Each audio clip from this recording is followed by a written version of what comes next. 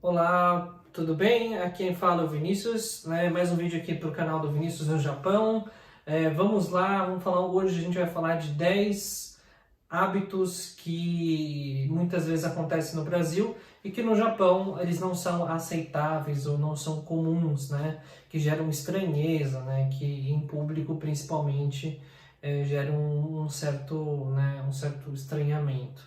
Né? Então vou falar de 10 itens, começar aqui pela parte do toque físico. Né? O toque físico, de uma forma geral, ele não é comum. Né?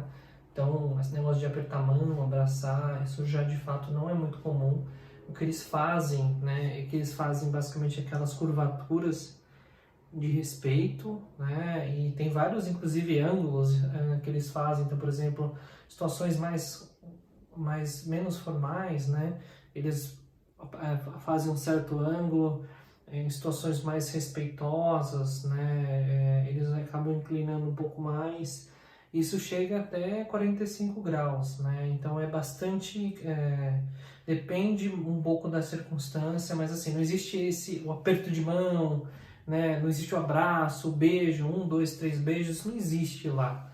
Né? Então, isso é uma das coisas que é um pouco intuitivo, né, pensar dessa forma, mas pode ter certeza que não é um hábito que existe lá no Japão. Né? Então, essa é uma coisa muito importante, até deixar claro desde o início. Né? Não é uma questão de coronavírus nem nada, e sim porque realmente não é um hábito que se tem lá. Tá? E tem dois: a questão de ruído ou som no transporte público.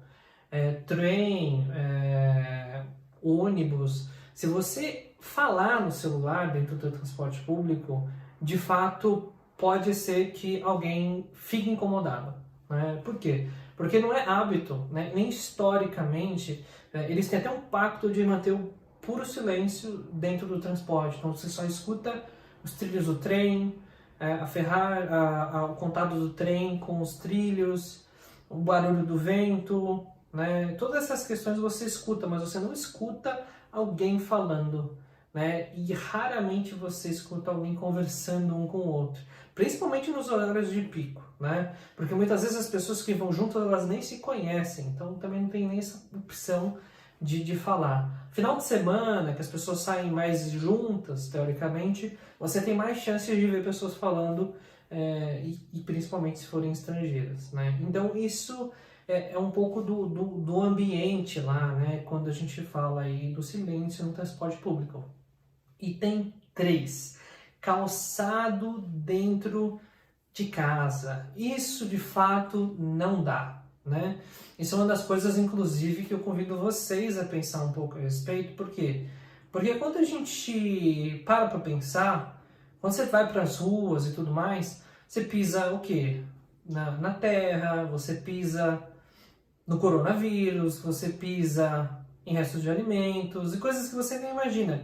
E quando você vem para casa, por mais que a sua sola não pareça estar suja, ou que você, né, esfrega a sola na soleira e tudo mais, isso não tira toda a sujeira que você de fato trouxe da rua. Então, imagina, você entra dentro do seu quarto, de fato, para mim, é bastante complicado, né? Esse é um hábito que lá no Japão, né, no Japão especificamente, isso é muito valorizado. Eu já há alguns anos sigo, né, e recomendo a vocês a pensarem um pouco a respeito.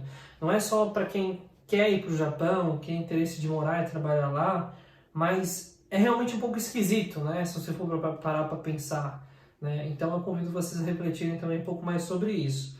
E tem 4: gorjetas. Você não paga gorjetas no Japão. Os 10%, eles não existem no Japão, exceto em restaurantes estrangeiros, situações muito específicas. Não existe gorjeta no Japão.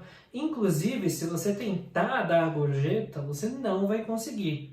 Tá? São raríssimos os casos de pessoas que acabam aceitando as gorjetas. Por quê? Porque não é costume. Lá ninguém dá gorjeta.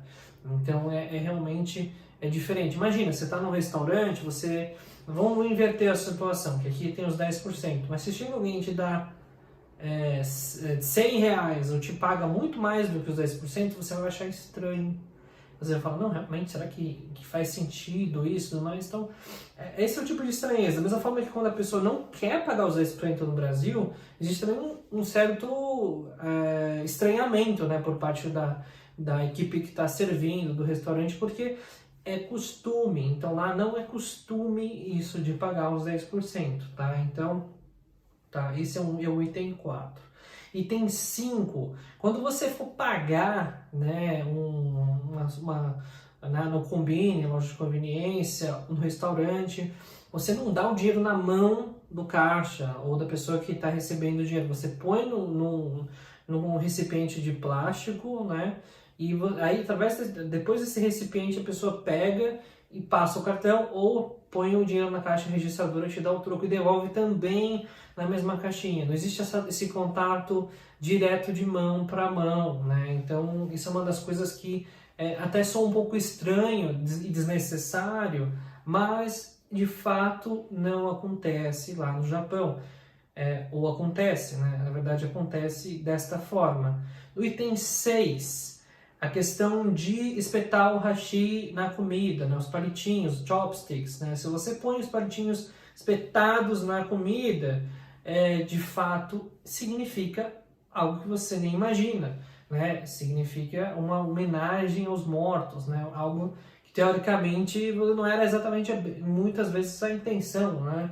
Da mesma forma que você pega um alimento do hashi e passa para o outro, também significa um gesto fúnebre, né? Isso é uma outra coisa que você também tem que evitar, exceto nessas situações, né? Então, esse foi, inclusive, o item 6. O item 7, também relacionado com esse assunto, é gravata preta. Não se usa gravata preta, exceto em velório, né? Na entrevista de emprego, né?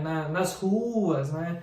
Chegando no aeroporto, não se usa gravata preta. A gravata preta são para situações muito especiais. Se você aparecer com gravata preta no restaurante, vai pegar mal, né? E é importante ter essa noção, porque até mesmo youtubers, enfim, pessoas que têm um certo nível de experiência e maturidade, né, em visitar outros países, elas acabam não percebendo esses pontos e acabam cometendo gafes que, inclusive, são até engraçadas, né?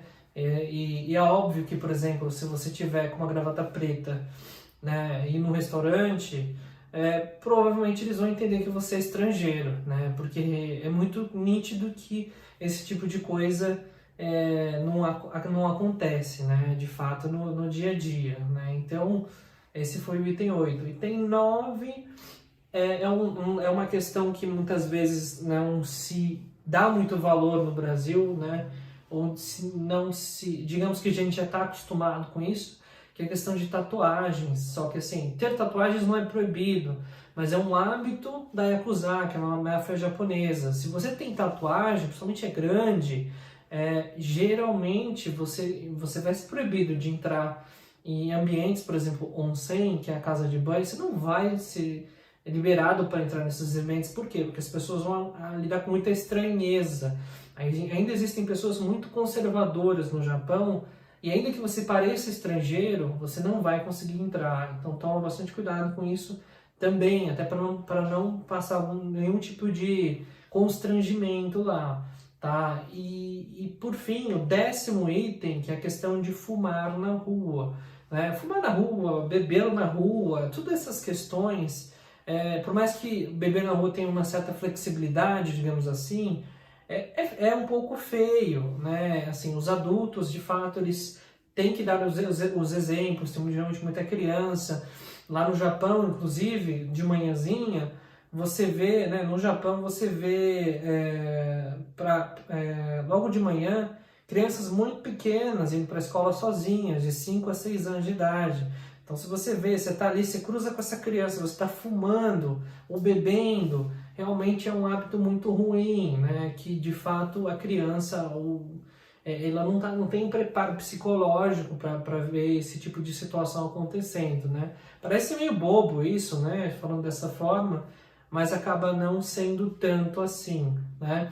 O item 11, que é um bônus aqui, é a questão de chegar atrasado, né? Não é só o britânico que se preocupa com pontualidade, o japonês se preocupa muito com isso, né? Então, por exemplo, tanto eles se preocupam com isso, se você chega 5 minutos ou 10, não importa, tantos minutos atrasado no trabalho, mas isso aconteceu em função do problema no transporte público, o trem geralmente oferece como se fosse um comprovantezinho em papel que justifica o seu atraso na empresa. Então isso faz muita diferença, né? Então tá vendo como as pequenas coisas realmente fazem diferença, né? Então, para você conhecer um pouco mais da cultura, é importante que você reflita um pouco mais sobre esses hábitos, né? Pesquise, né, a respeito desses hábitos. Eu vou trazer mais conteúdo para o canal a respeito disso, mas pensem bem, reflitam sobre o assunto, né?